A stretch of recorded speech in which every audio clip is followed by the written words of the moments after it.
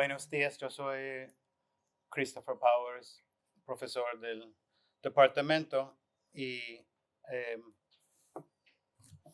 quiero dar una breve introducción a la conferencia de Aurora que se titula Aquí estoy, a Bilingual Introduction. Y entiendo que va a ser una parte en español y parte en inglés. Voy a leer brevemente el mini bio oficial que me proveyó Aurora en inglés. Aurora Levins Morales is a queer, feminist, disabled, Ashkenazi Jewish Boricua historian and writer of poetry, prose poems, essays, and fiction. Born in Puerto Rico in 1954, she spent most of her life in the United States, embedded in the social justice movements of the last half century. She became a public writer during the creative upsurge of U.S. women of color and queer writers in the 1980s and has been a significant voice in diasporican, disability justice, and radical Jewish literature. She returned to Puerto Rico in 2019 and lives in Maricao, where she writes and farms. Y quisiera añadir como mis propias palabras a la presentación de Aurora. Y quiero mencionar que como la primera vez que vi su nombre fue con ese libro, ese puente en mi espalda, en su versión en inglés, This Bridge Called My Back, que es un libro que circulaba en los años 80 mucho en los movimientos sociales, movimientos feministas, movimientos antirracistas en Estados Unidos. Y yo como activista joven leí ese libro como una guía, ¿no? Y me impactó mucho. Entonces para mí es un placer especial ahora en el 2024 tener ahora con nosotros en la Universidad de Puerto Rico. Aurora es autora de muchos libros. Voy a leer algunos de los títulos, como el primer libro, Getting Home Alive, que escribió con su madre, Rosario Morales, que salió en el 1986, ¿no? Y luego una serie de títulos como Medicine Stories, History, Culture, and the Politics of Integrity, and Remedios, Story of Earth and Iron from the History of las Puertorriqueñas, ambos del 1998, y en años recientes, títulos como Kindling, Writings on the Body, de 2013, Cosecha and Other Stories, de 2014, Silt, Prose Poems, 2019, y un libro que no ha salido todavía, bajo el título Rimonim, Ritual Poetry of Jewish Liberation, y también un reader de sus escritos selectos que saldrá este año y quizás nos puede informar sobre estas prontas publicaciones. La escritura de Aurora se caracteriza por una voz lúcida, perspicua, honesta y siempre radical. Que lo personal es político, que la opresión es interseccional y que las historias de UNE siempre son del colectivo, es algo que la escritura de Aurora hace palpable. Escribe con una conciencia e inteligencia corporal. Es una voz directa e íntima desde una yo que protagoniza, pero siempre en relación con una nosotras, mediada por procesos colectivos históricos. Presenta las experiencias del individuo, incluidas las más dolorosas, siempre como una singularidad inseparable de e impensable sin la comunidad. Tanto la dañada e imperfecta que existe, pero también la otra comunidad, la venidera posible, la que habrá superado la violencia de las jerarquías, desposesiones históricas, las violencias del patriarcado, del capitalismo voraz, del imperialismo asesino, que Levin Morales también registra, documenta y condena. Aurora escribe ensayos y poesía en forma de prosa ensayístico, como Remedios, Stories of Earth and Iron from the History of las Puertorriqueñas. Este libro describe la otra historia de aquí, de la naturaleza de Puerto Rico y de las puertorriqueñas, reimaginadas desde las voces de las ancestres. Una suerte de mitopoesis feminista radical que provee una perspectiva única, que rompe con las epistemologías tradicionales, las académicas, los discursos oficiales del poder. Otra vez moviliza la historia personal, pero conectándosela con la del barrio de donde proviene, la Indiera Alta en Maricao, con la isla, con Puerto Rico, con el Caribe, las Américas, África y todo el mundo atlántico. Es una historia universal desde abajo que no reclama la autoridad de poseer la única y singular verdad sobre ella, pero que se inspira por unas verdades no oficiales, las verdades de los saberes subalternos, por ejemplo, botánicos y medicinales, de las mujeres que existieran o pudieran existir. Sus libros recientes tratan de temas diversos que tengan que ver con el cuerpo, la salud, la enfermedad y los derechos de las discapacidades. Pueden citar igual a la cosmología yoruba y a la liturgia judía, mitologías mayas y taínos, siempre con la conciencia alerta del cuerpo en la naturaleza, su vulnerabilidad y grandeza, sus penas y alegrías. La escritura de Aurora Levins Morales es un ejemplar de integridad radical, la persistencia, la resistencia creativa y el valor radical. Ella está de vuelta en su casa aquí en nuestra región.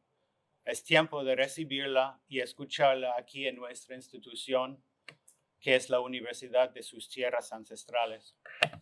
Tenemos el honor de extenderle una bienvenida muy esperada luego de su larga carrera como activista, artista, líder de comunidades, escritora, educadora, guía espiritual allá.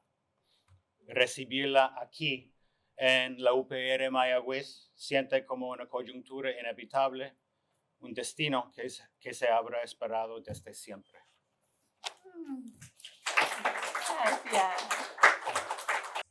Yo tiendo a escribir cosas largas que no son tan buenos para leer en voz alta, entonces voy a ofrecerle una selección de piezas de distintas etapas de mi vida literaria. My writing is almost all in English, pero me gusta conversar en Spanglish y español. Entonces voy a empezar con un poema de autointroducción. Lo escribí media hora antes de tener que entregar el manuscrito de Getting Home Alive. Child of the Americas. I am a child of the Americas, a light-skinned mestiza of the Caribbean, a child of many diaspora, born into this continent at a crossroads. I am a U.S. Puerto Rican Jew, a product of the ghettos of New York I have never known, an immigrant and the daughter and granddaughter of immigrants. I speak English with passion.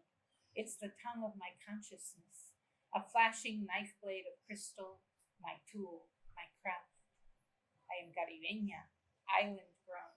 Spanish is in my flesh, ripples from my tongue, lodges in my hips, the language of garlic and mangos, the singing in my poetry, the flying gestures of my hands.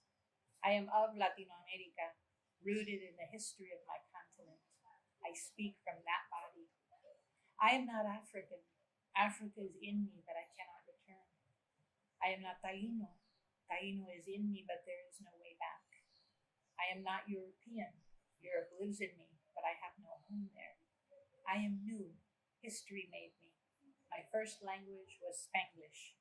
I was born at the crossroads, and I am whole. Es el poema más reproducido que he escrito. Esto es algo que se llama Manual de las Indieras, que es on the back burner. Overflow Flame. Nunca supe si vivíamos en Indiera Baja o Alta, ni exactamente por dónde corría la línea municipal, excepto que don Luis me aseguró que una parte pasaba por su sala. Me crié en múltiples fronteras, entre dos indieras, entre los pueblos de Maricao y Yauco, entre inglés y español, entre campesinos, judíes, comunistas, huidos de Ucrania, para unirse a las masas de costureras y sastres de docenas de países que llegaban en cada barco a los puertos del norte para manufacturar ropa en talleres neoyorquinos sin aire. Y hacendados boricuas migrantes bajados repentinamente por la cuesta de clase social en un derrumbe de todos sus privilegios para empujar mapos en los edificios de Manhattan y coser brasieres en fábricas a 2 horas por tren de su apartamentito, sin soltar esa actitud de superioridad, especialmente mi abuelo, que nunca dejó de designar a sus vecinos como títeres. De esas dos raíces nací yo, bilingüe, binacional, multiclase, criada sin religión, pero empapada en las culturas que nacieron de dos, en la pasión por la justicia y el amor por la palabra escrita de mis antepasados paternales, junto a los knishes de repollo y cebolla y los fragmentos heredados de Yiddish, ese idioma que solo entiendo en mis sueños, y la responsabilidad profunda por los demás, el obrar por el bien común de mi madre católica, junto a su Ave María en acento irlandés de las monjas de Harlem, cuando se le volaba la paciencia. Y las ollas de arroz con pollo acompañados por tostones hechos al estilo Morales, severamente supervisados por mi abuelo Manolín. Nací en el hospital de Castañer, que en ese entonces tenía 6 camas, y un puñado de doctores pacifistas haciendo servicio comunitario en vez de ir a Corea. Mis padres me envolvieron en una manta y me llevaron a Indiera, a una cabaña de 1 cuarto, donde dormí en una caja de leche evaporada Carnation y aprendí a caminar entre las gallinas. Pero a los 2 años comenzó el tirijala migrante, cuando nos fuimos a Nueva York para los estudios de mi padre. Y aunque la guardería tenía una maestra peruana, me negué absolutamente a hablar español en ese Manhattan de 1956. Regresamos para mi 2º grado y Mrs. Sayas pegó tarjetas donde quiera en el salón con los nombres en español de todas las cosas para que recobrara mi idioma infantil. Los vecinos del lado, una niña y un niño, empezaron con tirar piedras y luego intentaron movilizar el poquito de inglés que aprendieron en la escuela, sin creer que había gente en el mundo que realmente lo hablaba, preguntándonos, "What's your name?" Y qué sorpresa cuando respondimos mi hermano y yo con nuestros nombres. Ya hablaba con fluidez cuando a los 13 años nos fuimos otra vez, esta vez a Chicago, y me fui descolorando, blanqueando en los inviernos literales y metafóricos de la ciudad más segregada en los Estados Unidos de 1967. Más tarde en California, ya una joven adulta, se me pegó el acento de los chilenos exiliados con quien luché. Me enamoré de los barrios mexicanos y centroamericanos de Oakland y San Francisco y aprendí a comer papusas y mango con chile y lima mientras escribía en pedacitos de papel mis poemas en Spanglish, aceitunas y pasas de español dándole sabor al arroz con algo de mi inglés cotidiano. Y después de 52 años en el lugar que llamamos afuera, he regresado a Indiera, donde el español ha empezado a brotar como jengibre cimarrón de la tierra fértil de mi memoria. Y porque soy 100% producto de esta crianza fronteriza, mezclada, continuamente migrante, la única forma de escribir este manual de esperanza es con las 2 manos y con todas las palabras en todos los idiomas a mi alcance. Y si las palabras forman ritmos complicados, a veces repitiéndose en ecos traducidos, y a veces con variaciones asombrosas e imprescindibles, así es. Esta pieza yo lo escribí cuando se lanzó la 4ª edición en el 2015. El libro se llama This Bridge Called My Back, Writings by Radical Women of Color.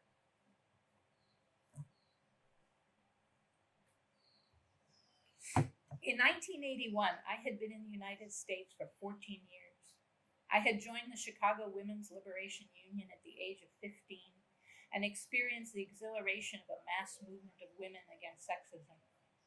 But in that vast upheaval, in which, contrary to popular mythology, many women of color took part, our lives were nevertheless erased. I was also active in the struggle for Puerto Rican independence, support for the Black Panthers, and the Latin American Solidarity Movement, all of them rife with sexual exploitation and a constant belittling of women, where being a strong, outspoken feminist made me the target of hostility and ridicule. 3 years earlier, I had met Cherie Moraga when we both worked with a host of other women of color writers on Diana Russell's 1978 study of the incidence of rape in San Francisco, the first study of its kind.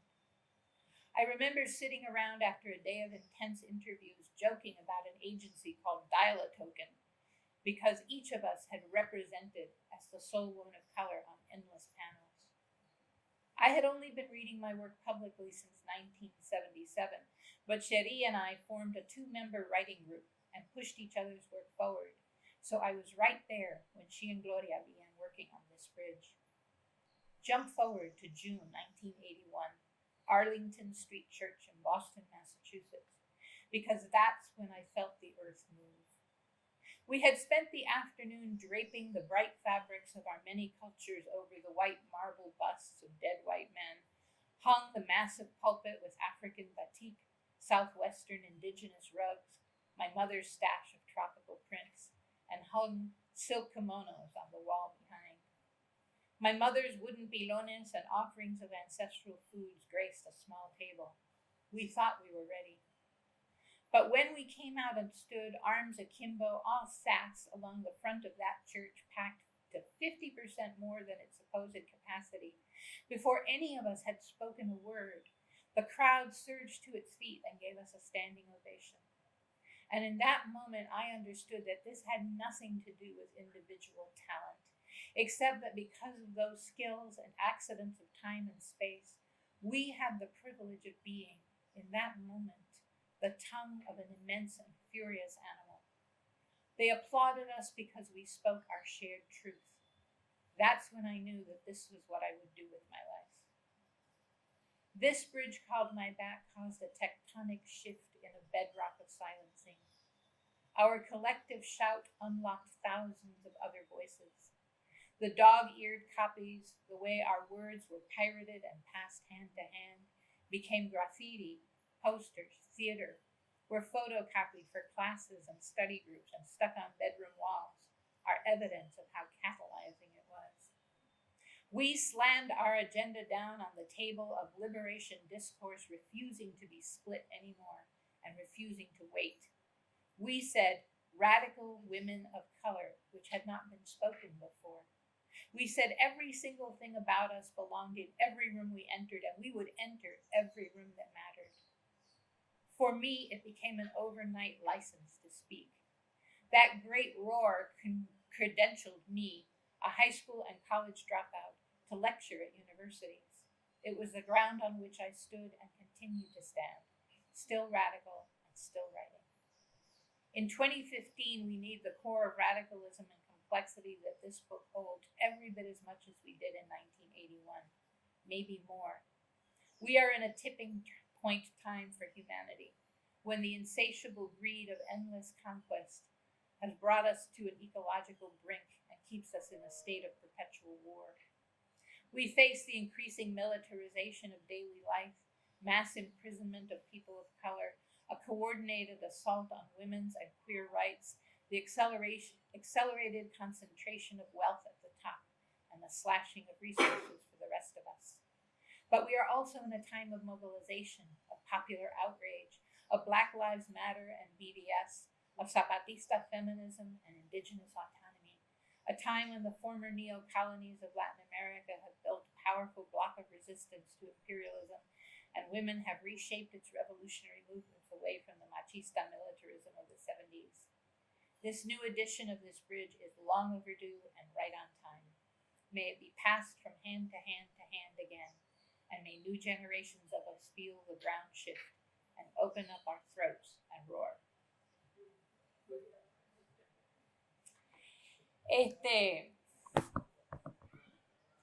Remedios. En ese día que describo aquí, cuando supe que esto era lo que iba a hacer, y luego cuando se publicó Getting Home Alive, gente se me acercaba con ese libro desbaratado por vivir en una mochila, pidiendo que lo firmara, diciendo, nunca me he visto a mí misma en un libro. En ese momento yo decidí ir a estudiar historia, no para ser historiadora como tal, pero para poder contar cuentos, narrativas, para fortalecer ese sentido de nuestra propia importancia, de saber sobre los hombros de quiénes estábamos paradas, cuál era la historia de la mujer puertorriqueña conectada con ancestres en África, en las Américas, en Europa. En mi casa había una edición antigua de la enciclopedia británica que decía Puerto Rico is a small island with no natural resources. Y punto. Como un pedacito de polvo on the hem of the garment of empire. Entonces, yo decidí estudiar la historia puertorriqueña enfocada en las mujeres y especialmente en las mujeres más marginalizadas. Decidí escribirlo en poesía en prosa y decidí escribirlo como un libro de remedios, de medicina, de historia como medicina, de las historias que podían sanar las heridas de la opresión, que teníamos que conocer no solamente, teníamos que conocer la realidad de la opresión, teníamos que conocer todas las formas que tomaban la resistencia, que a veces es algo obvio y a veces es muy sutil. A veces la resistencia es una mujer esclavizada que a propósito hace todo bien lento y lo hace mal y dice, ay, qué estúpida soy, te gané esto. O que mete un poquito de veneno en el cafecito del patrón. Puede ser hacer lo necesario para que sobrevivan las hijas y los hijos. Están esos momentos como el grito del Ares, están los levantamientos de gente esclavizada, pero también es la vida diaria. Entonces yo fui recogiendo esas historias, mezclándolas con piezas en las voces de plantas medicinales como maestras.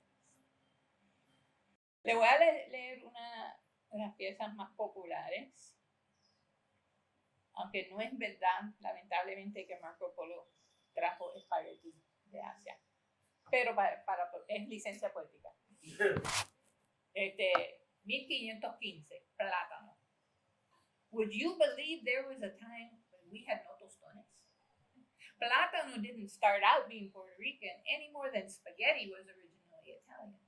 Marco Polo brought spaghetti home from China, and plátano went from Malaysia to East Africa with the Indonesians and to West Africa with the Portuguese.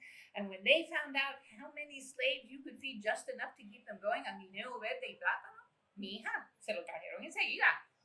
Fíjate. One of those traveling priests brought the first plátano to the banks of the Toa in 1515.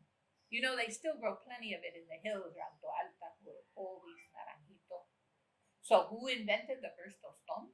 Slaves, por supuesto.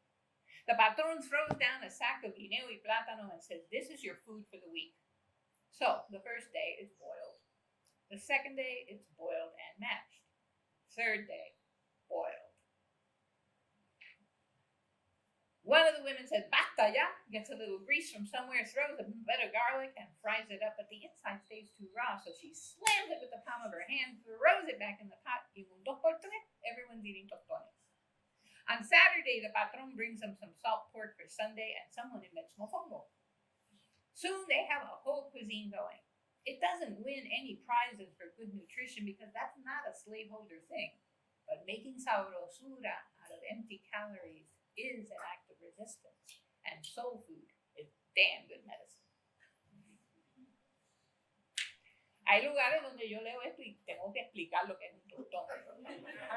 Mi madre murió de un cáncer producto de pesticidas que se usaron en los campos de Puerto Rico durante los años 50.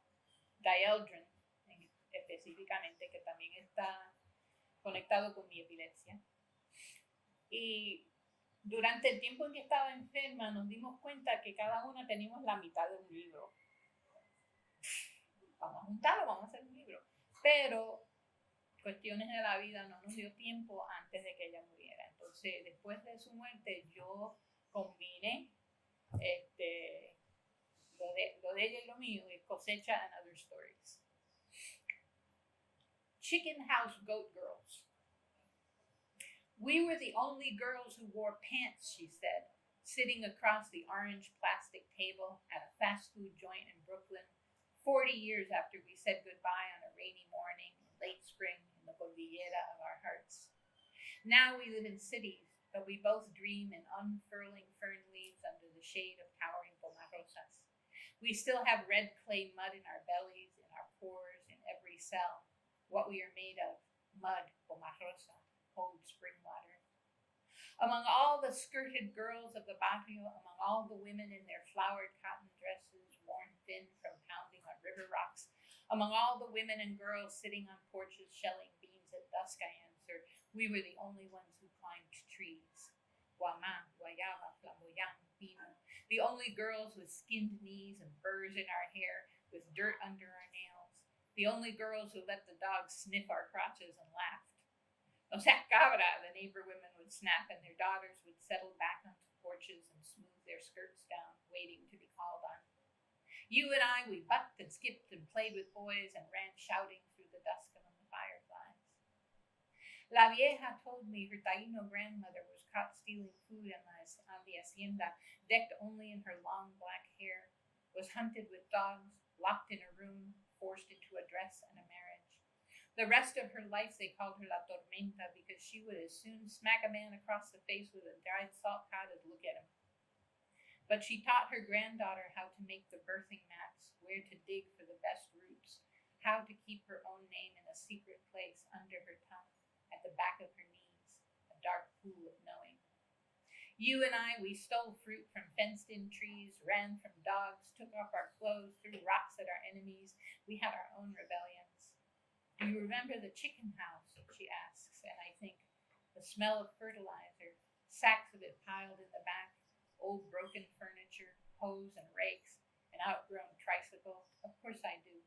Her skinny little hips lying back on a bag of clothes, the cement floor, sunbeams full of dust motes, the hummingbirds in the bushes, the lizards skittering up the walls, thickets of ginger standing guard, and two girls with Taino eyes, our hair full of twigs, dirt under our nails, laughing as we sniffed, our scabbed knees parted, digging for roots.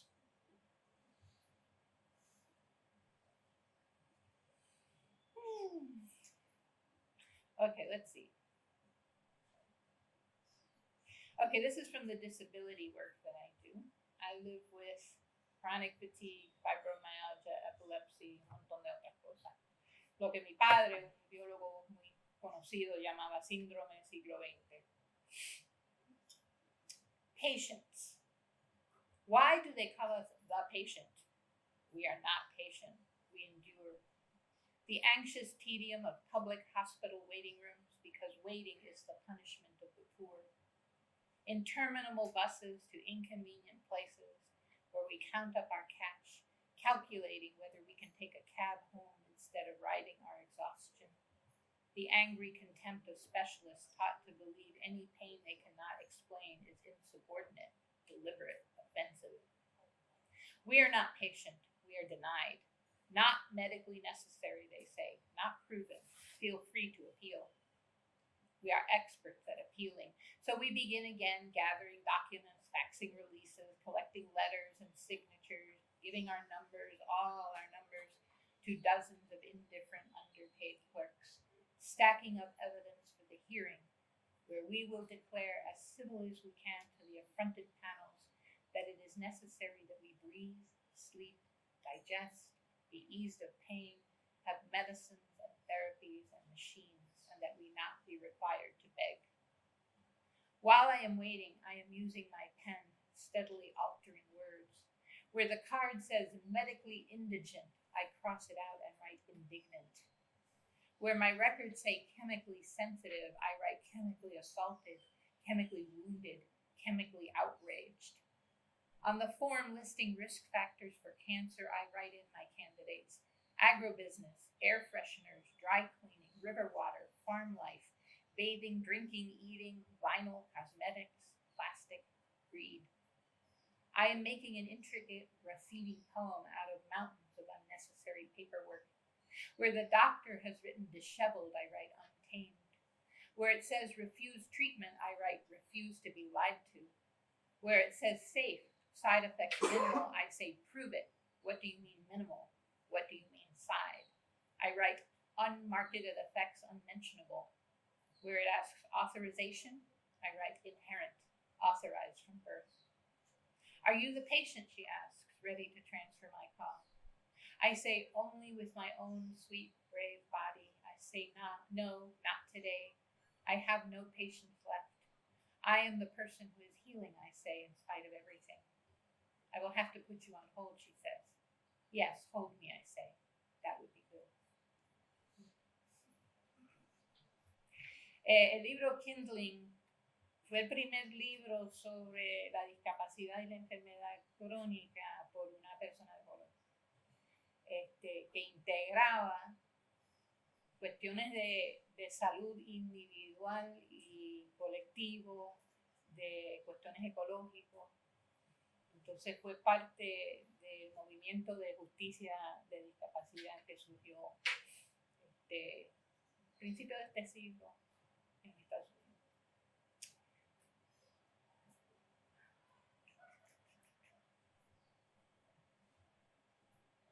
Ok, te voy a leer este poema. Que escribí como respuesta a la pregunta What kind of Jew are you? Porque como judía siempre había apoyado las luchas del pueblo palestino, no sentía ninguna contradicción.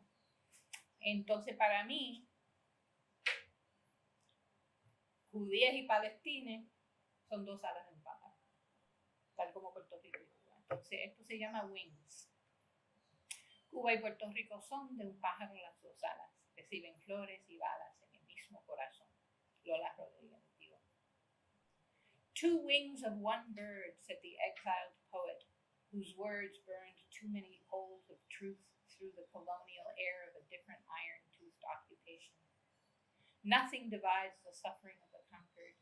Two wings, she said, of a single bird with one heart between them, taking bullets and roses, soldiers and prison bars and poetry into one pulse of protest. One bird, she insisted, as the ship pulled away from San Juan, headed for Havana, 1879. A century later, we are still the wounded wing, fluttering, dragged through the waves, another empire plucking feathers from living flesh. White egret among the foam, cried another poet returning after long years in the dry solitude of Spain. Garza, Garza Blanca. Those ruffled reefs are infested now with unexploded bombs. Pastures where white birds still grace the backs of cattle are dusted with the toxic waste of rehearsal for invasion that seeps into the blood of children, so that cancer is a required course in the high schools of Vieques, giving a whole new meaning to the term drop out. I was born into an occupied country. I am that wing. What kind of Jew are you, receiving bullets and roses as if in a Palestinian heart? I am the Jewish great-great-granddaughter of Puerto Rican slaveholders. I am the Puerto Rican great-great-granddaughter of Ukrainian socialists. I am the surviving branch of a family tree split at the turn of the last century, holding the photograph of nameless cousins who missed the last train to Siberia and fell into the trenches of summer as Nazi armies rolled across the farmlands of Kherson. I am the educated granddaughter of a Puerto Rican seamstress who never went past the 8th grade, whose fingers bled into the spandex of sweatshop assembly line girdles, a long subway ride from the barrios where she lived, the granddaughter of an electrician wiring battleships in the Brooklyn Navy Yard, of a communist studying law at night and serving deli by day, and of a social worker trying to plug the holes in immigrant lifeboats. I am a daughter of occupation and conflict, of deportation and escape. I am a daughter of people who are outgunned and refuse to die. I am a colonial subject with a stone in my hand when I listen to the news. I am a fierce Latina Jew holding out a rose to Palestine.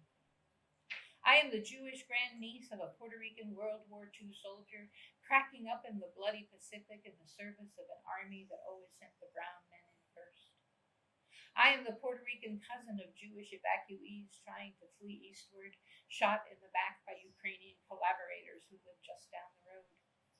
I am the daughter of red pacifists married in the year of Korea, a two-winged child conceived as the Rosenbergs died, born as Lolita was shackled into her quarter-century of punishment for shooting into the air. I was born Jewish in an occupied Caribbean land, speaking Spanish with the accent of escaped slaves and hungry coffee laborers, because my great-grandfather would not fight Japan for the Tsar, because he evaded yet another imperial draft, and washed up in New York City, where barrio meets shtetl, girl meets boy, and solidarity was my lullaby. What kind of independentista are you to weep for Israeli soldiers drafted into accepting atrocity as a fact of life, beating out the ritmo of Kaddish for colonialists killed in rightful revolution on the Ponga of your Caribe heart? I am the proud cousin of a banned Boricua writer climbing out of his deathbed to raise the flag of Puerto Rico on the 3rd anniversary of the U.S. invasion, just 2 weeks before he died of TB, contracted in the bitter prison cells of Valladolid. I am a distant relative of the first woman of Puerto Rico burned by the Inquisition in the name of Christ for being a secret Jew. I am the descendant of hacendados who worked their own enslaved children to the bone in tobacco fields ripening over the traces of uprooted plantings of cassave, and of the pale brown daughters of dark women taken into the marriage beds of landholding men, criada servants deemed good enough for younger sons, setting their wide cheeks and mouths into their children's bones.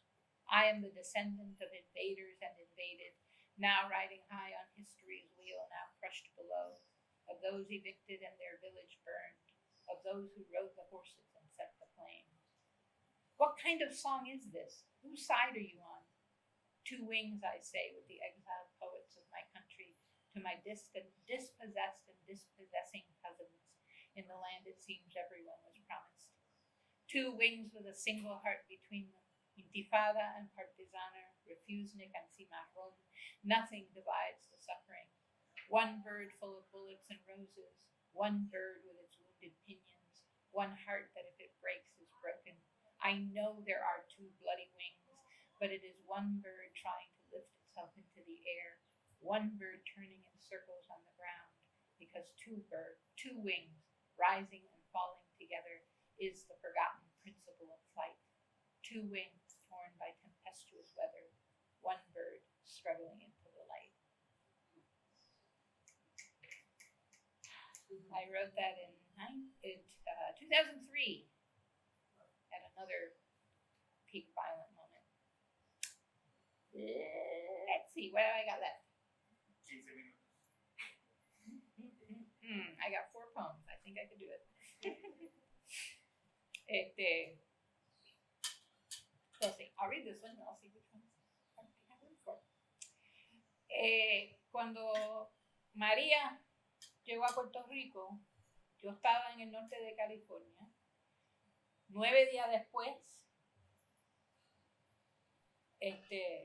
erupted into fire, into flames. Los fuegos del norte de California me rodeaban por todos lados. Yo estaba ahogándome con el humo, tratando de saber quiénes habían sobrevivido en mi barrio. No había conexión, no se podía averiguar nada.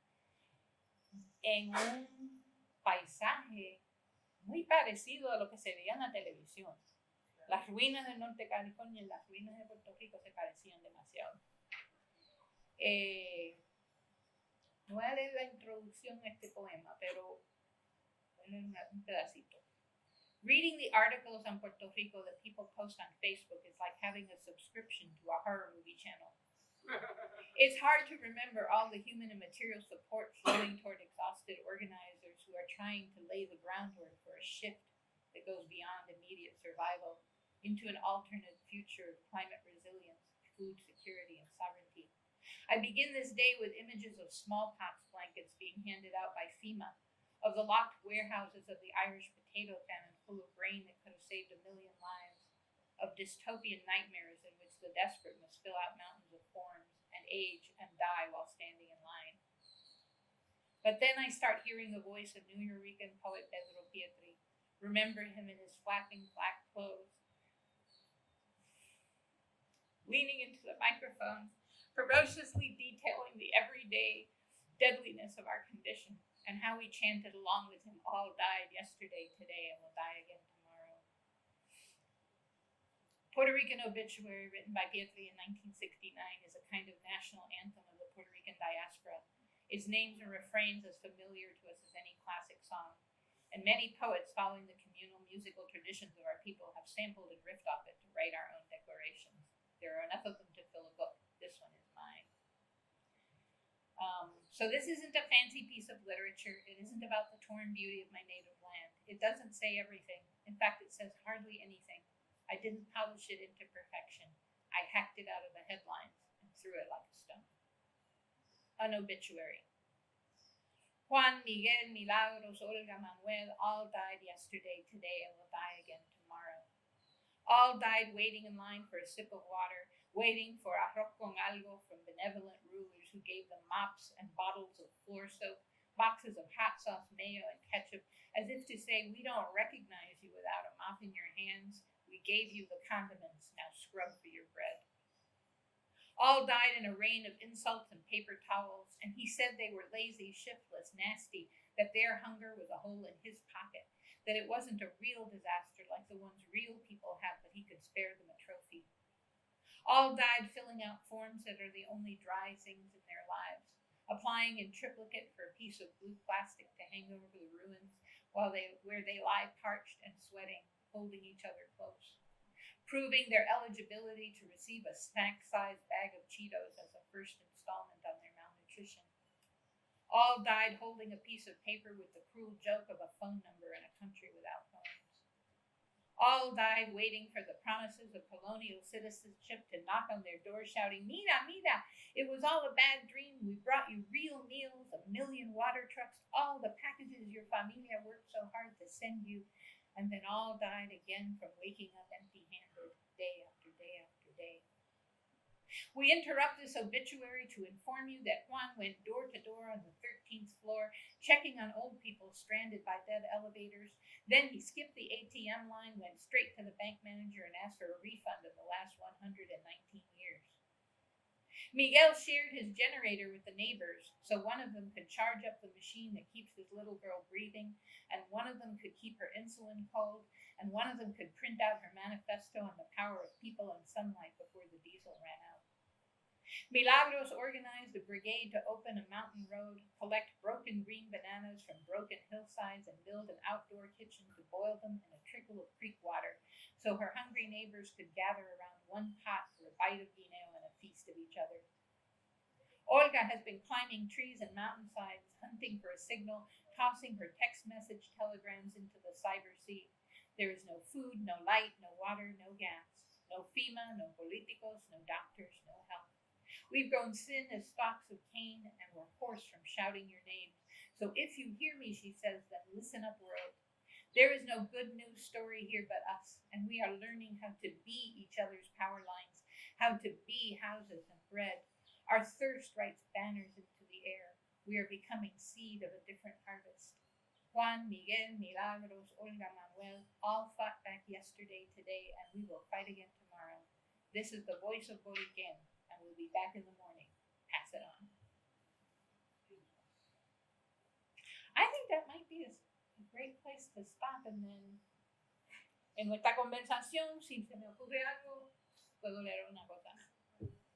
Parte de mi pregunta la contestó usted ahorita, porque dice que llegó cuando hubo los terremotos. Luego pues se enfermó. Entonces mi pregunta es, ¿cuándo usted ha encontrado, o si la ha encontrado, su nueva inspiración en Puerto Rico para seguir escribiendo? Porque no es lo mismo cuando uno vive en Estados Unidos y viaja a la isla, la experiencia viviendo aquí es muy diferente. Para mí no es una cosa que tengo que encontrar, es como respirar. Es mi forma de sobrevivir.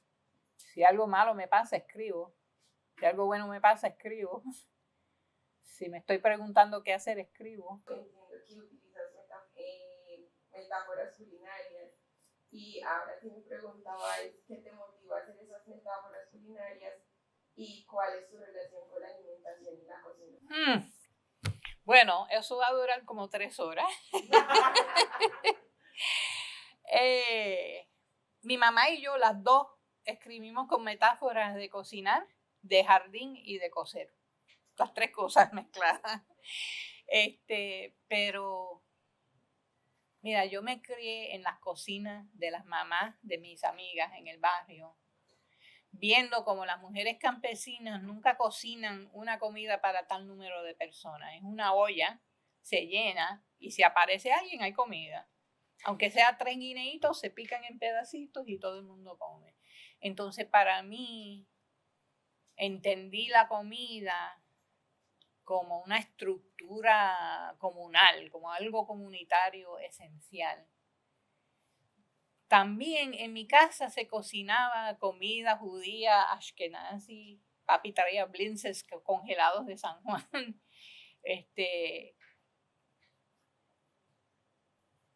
Mi abuelo, como dije, me enseñó a hacer tostones de la manera correcta. Me entrenó de una forma muy autoritaria. Entonces, yo entendí también la comida como vehículo de memoria.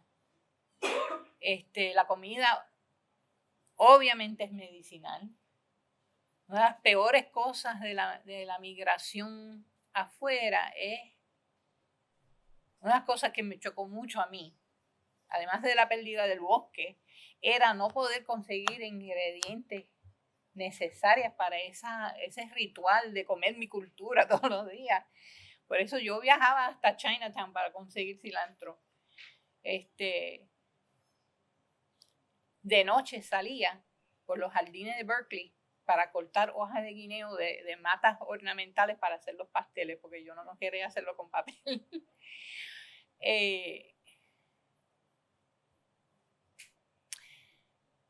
Es una parte de las culturas marginalizadas que muchas veces las preservan las mujeres. Y que esa forma de pasar la cultura por las generaciones es un acto de resistencia, es un acto de sobrevivencia, es un acto de invento, porque uno tiene que inventar con ingredientes nuevos. Yo hice un proyecto de historia oral de puertorriqueños de Hawái. Ellos hacían comida que era una combinación de comida hawaiana indígena, porque vivían en campamentos para el trabajo de los cañaverales, con gente de Filipinas, gente de China, de Japón, de España, de Italia. Entonces hacían unos inventos que combinaban sabores, pero era un cuento que se estaba haciendo en la olla, de quiénes somos, quiénes conocemos, cuáles son los mercados donde podemos comprar. Tenemos que sustituir esto por lo otro. Si no hay plátano, vamos a ver lo que podemos hacer con taro. Entonces, por todas esas razones, sigue siendo una metáfora central para mí.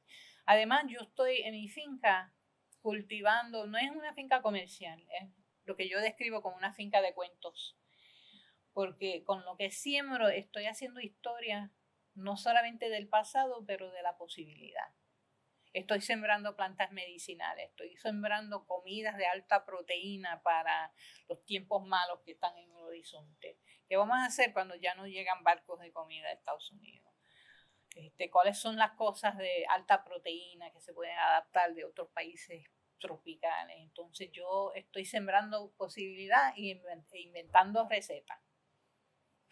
Entonces es difícil separarlo tanto para decir por qué, porque están integradas a mi experiencia. Pero buena pregunta.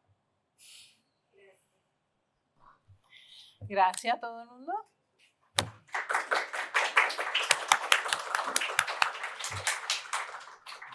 Muchas gracias, Aurora, por Un placer. la visita, que sea la primera de muchas. Espero. Y gracias a todo el mundo por asistir. Vamos a estar compartiendo las grabaciones del evento en nuestras redes. Pueden buscar la página de la Maestría de Estudios Culturales y Humanísticos. Muchas gracias y buenas tardes. Una cosa que siempre se me olvida decir, lo voy a decir, es que me pueden seguir en Patreon. Pueden ser miembros gratis, pero yo agradezco cuando pagan, aunque sea un chinchín, pero no tiene que ser mucho. Y yo pongo cosas inéditas ahí, hablo de mis procesos de escritura. Es la forma principal en que me comunico con mi comunidad. Además, yo estoy buscando más conexiones porque estoy aislada y no puedo guiar por ser epiléptica. Entonces yo recibo visitas. Me gusta saber si hay eventos que yo no llego a saber. Me gusta saber si se están haciendo cosas especialmente en este área porque es más fácil llegar acá. Especialmente si me vienen a buscar. El sitio web es auroralevensmorales.com. No es muy activo, el mejor sitio es Patreon/Aurora Levens Morales. Sí, porque yo es donde más pongo cosas nuevas. En este momento estamos en el medio de un fundraiser porque yo no tengo salario de ningún lado, pero también pongo escritos nuevos, pongo muchas cosas ahí. Es el mejor lugar. El sitio web no está muy activo. Y tengo 2 libros que están a punto de salir. Así puedes mencionar. Brevemente. Sí. Siempre me olvido lo de la promoción hasta la última hora. Rimonim, Ritual Poetry of Jewish Liberation, fue un proyecto auspiciado por 15 grupos judíos para crear escritos litúrgicos orientados a la justicia social y a judíos como nosotros. Nosotros. Y el otro es una colección reader, se llama The Story of What is Broken is Whole. Y es una colección amplia de mis escritos publicados inéditos. Y eso sale, los 2 creo que salen en noviembre. Pues ponemos los enlaces también en nuestras redes. Y si van a mi Patreon, van a saber. Antes de nadie más. Pues otro aplauso, por favor.